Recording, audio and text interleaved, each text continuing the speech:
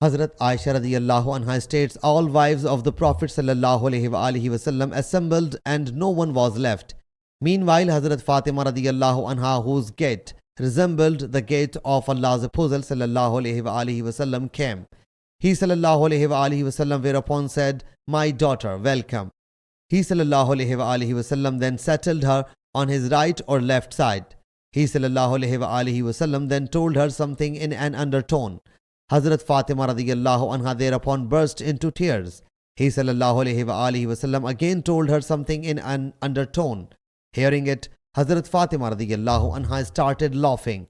I said to Hazrat Fatima radiyallahu anha, what made you weep? She replied, I will not disclose the secret of Allah's Apostle sallallahu alaihi wasallam. I said, I have never seen mirth so close to melancholy as I saw today.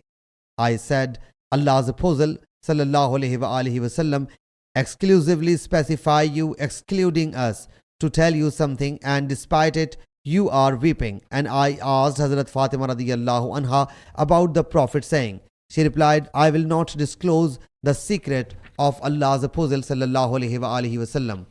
After Allah's Apostle sallallahu alaihi wasallam had passed away, I again asked her. Hazrat Fatima thereupon said, Allah's Apostle sallallahu alaihi wasallam said, Hazrat Gabriel alayhi salam used to revise the Quran with me once in a year, but this year he revised it twice with me, and I think my departure time has come. And you are the first one in my family to meet me, and I am undoubtedly a good forerunner of you. I whereupon started weeping.